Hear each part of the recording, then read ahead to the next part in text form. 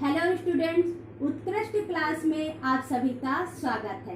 आज की क्लास में हम हिस्ट्री का टॉपिक ले रहे हैं जिसका नाम है 1857 का प्रथम स्वतंत्रता संग्राम।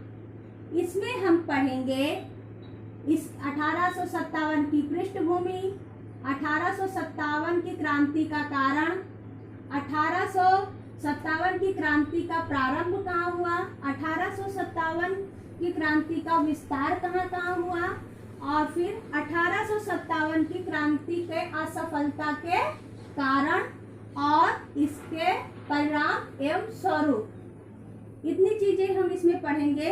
हम इसका पहले पृष्ठभूमि देखते हैं।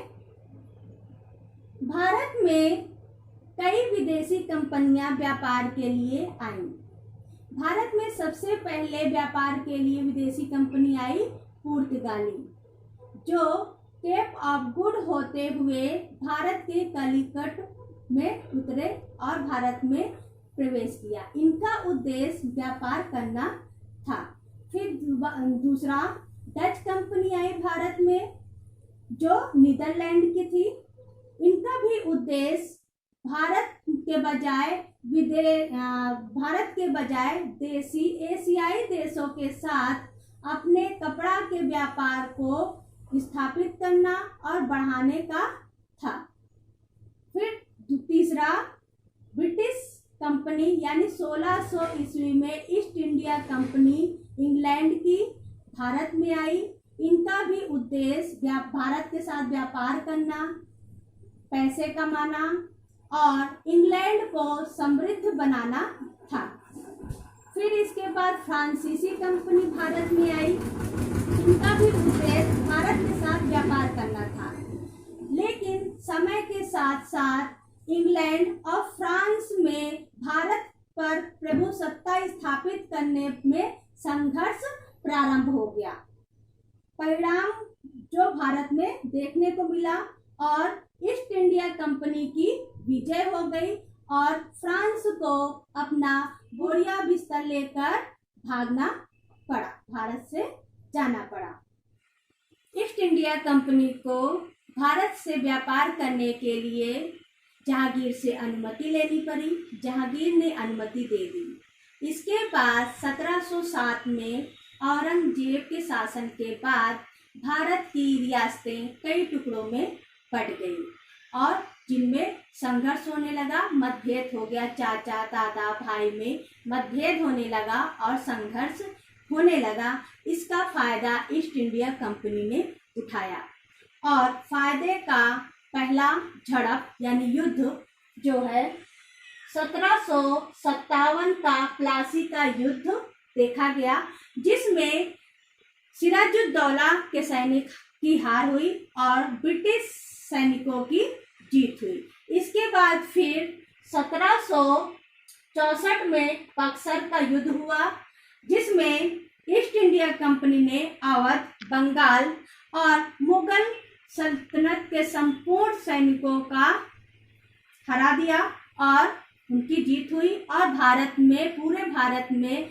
ईस्ट इंडिया कंपनी का प्रभुत्व स्थापित हो गया। फिर ईस्ट इंडिया कंपनी ने जब पूरे भारत में अपनी सल्तनत स्थापित कर लिया तो कई अपने स्वार्थ के लिए राजनीतिक, सामाजिक और आर्थिक परिवर्तन करना प्रारंभ कर दिया, जिसके कारण से भारतीय जनता में ब्रिटिश शासन के प्रति आक्रोश उत्पन्न होने लगा, विद्रोह की भावना जागृत होने लगी। तो इसी में हम देखते हैं 1857 की क्रांति के बारे में। तो इसमें हम पहले मुख्य बिंदु ध्यान देते हैं जो हमेशा आपके एग्जाम में पूछे जाते हैं।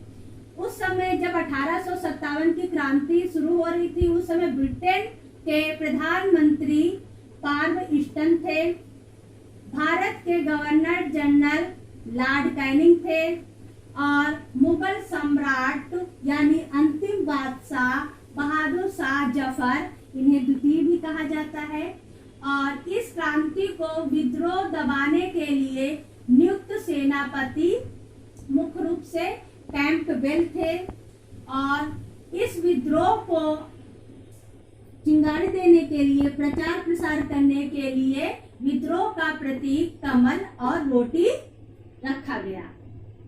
तो अब हम देखते हैं कि इस 1857 के कारण में क्या क्या आता है कि किस कारण से जो है 1857 की क्रांति शुरू हुई। इसमें हम पहला देखते हैं राजनीतिक कारण।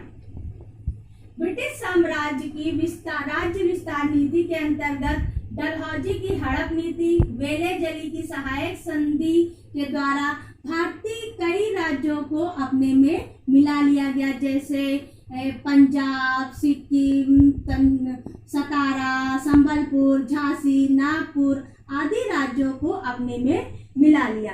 फिर इसके अलावा अवध, तंजौर और कर्नाटक के नवाब को कुशासन घोषित कर दिया गया और उनसे राजनीतिक सत्ता छीन ली गई।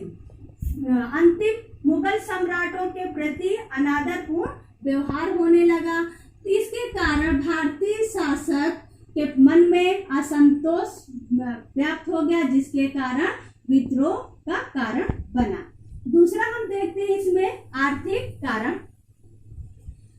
आर्थिक कारक में ब्रिटिश सरकार ने, ईस्ट इंडिया कंपनी ने कर में वृद्धि कर दी, भारतीय उद्योग धंधों को नष्ट कर दिया, कृषि उद्योग से संबंध समाप्त कर दिए गए, यानी किसानों को भी बर्बाद कर दिया गया।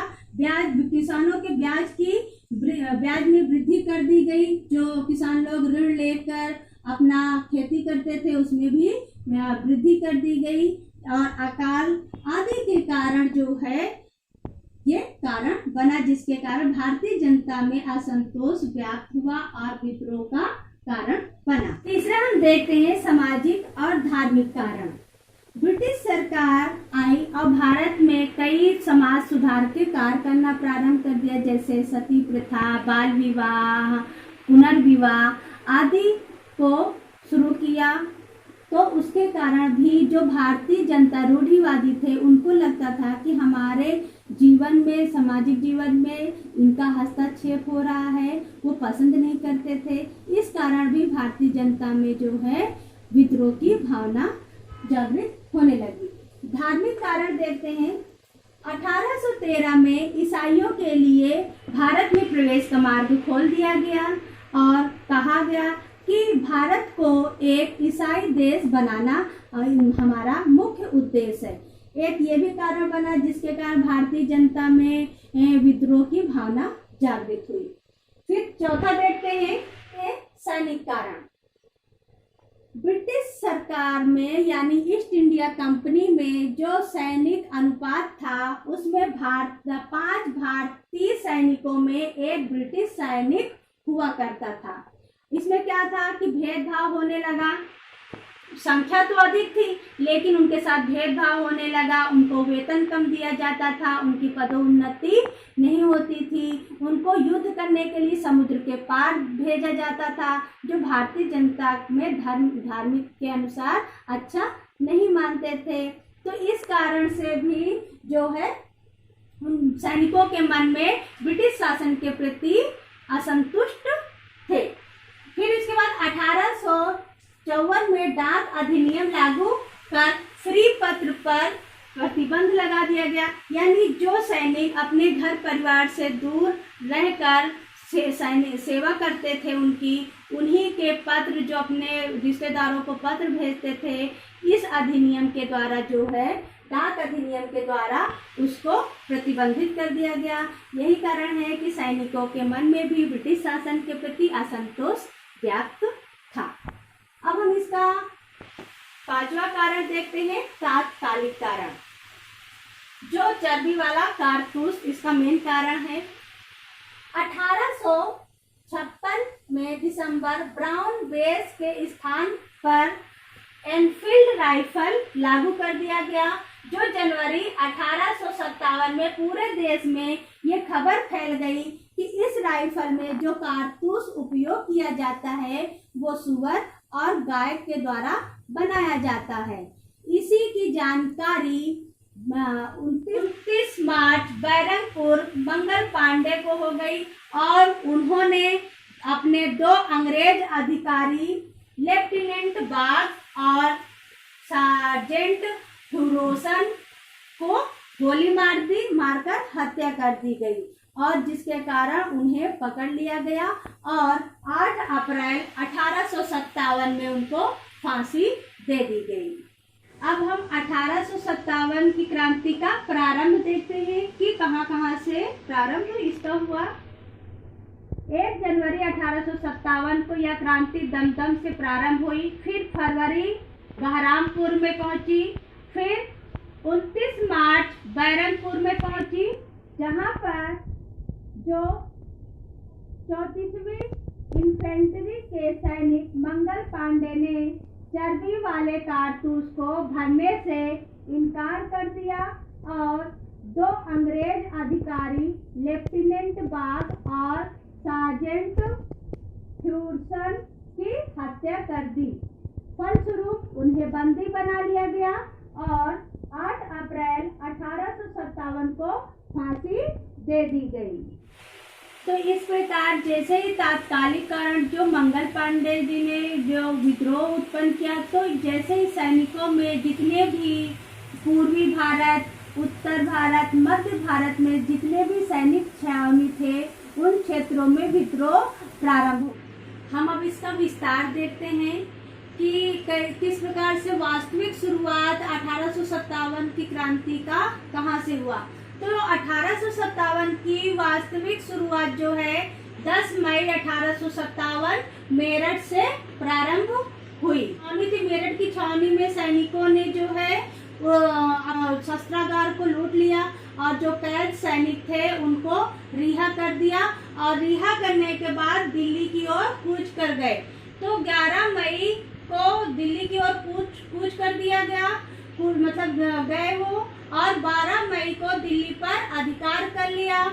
अधिकार करने के बाद अंतिम मुगल बादशाह को, बहादुर शाह जफर को गद्दी पर बैठा दिया गया, लेकिन बहादुर शाह जफर बहुत ही वृद्ध व्यक्ति थे जिसके कारण उनका वास्तविक नेतृत्वकर्ता जो थे वो बख्त खां थे। फिर पर ये सैनिकों का ये प्रयास असफल रहा क्योंकि 1857 की क्रांति से पहले ही अंग्रेजों ने विद्रोह को दबाकर दिल्ली पर पुनः अधिकार कर लिया। अब हम इसका जो है मैप में देखते हैं कि इसका विस्तार कहां पर है।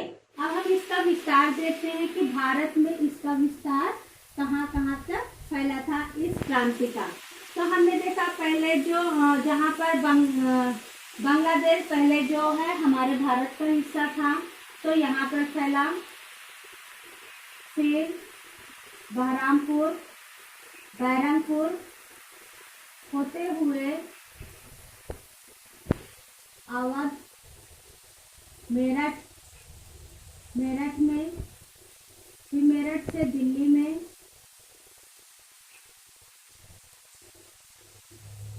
दिल्ली के बाद बहुत सारी जगह राजस्थान में, ग्वालियर में, झांसी में, राजस्थान के कोटा क्षेत्र में,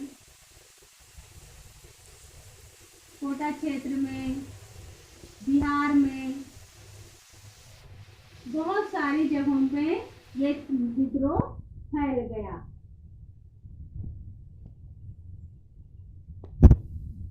दमदम,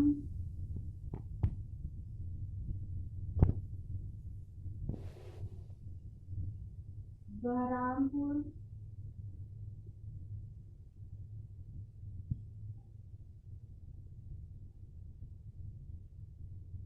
बैरकपुर, फिर यहाँ मेरठ,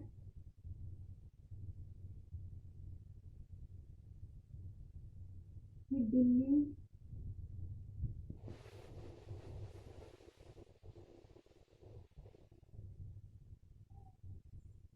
झांसी,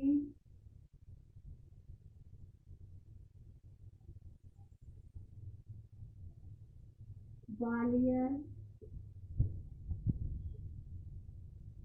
कोटा, बिहार आदि क्षेत्रों में ये इस क्रांति का विद्रोह फैल गया। तो यानी हमने देखा कि इन क्षेत्रों से लेकर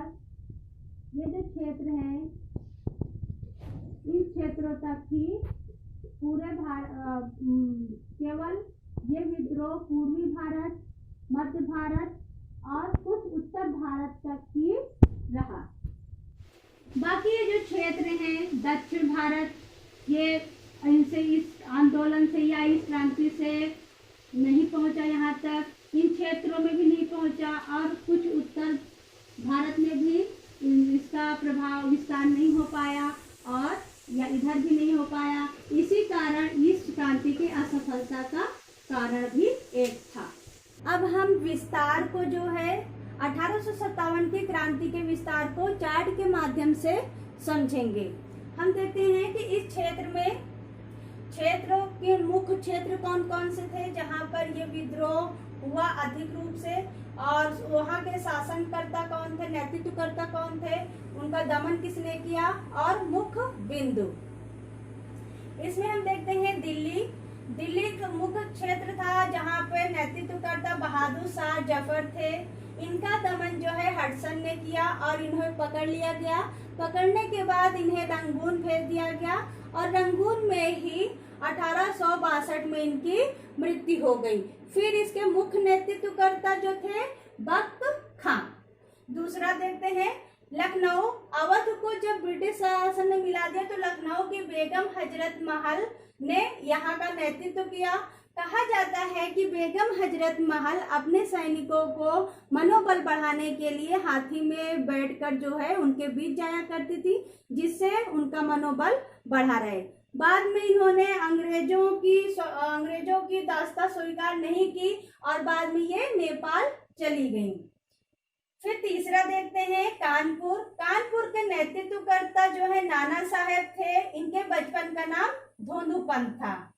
नाना साहब जो थे वो बाजीराव द्वितीय के दत्तक पुत्र थे, जो मराठा अंतिम शासक मराठा थे, उनके दत्तक पुत्र थे बाजीराव के। यही कारण था कि जो डलहौजी की हड़प नीति आई थी, जिसके कारण इनको अपने अधिकार से वंचित कर दिया गया।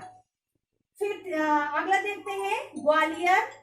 नाना साहब के दमन के बाद जो है तात्या टोपे ग्वालियर आ गए और ग्वालियर में इन्होंने विद्रोह का नेतृत्व किया। जिनके बचपन का नाम रामचंद्र पांडुरंगा था और इनके मित्र ने इनको मान सिंह ने इनको पकड़ा दिया गया, जिसके विश्वासघात से इनको पकड़ लिया गया और 18 अप्रैल 1859 में जो है इनको फांसी दे दी गई। फिर अगला देखते हैं झांसी। आप सभी जानते हैं कि झांसी में जो है नेतृत्वकर्ता विद्रोह किया था रानी लक्ष्मीबाई ने।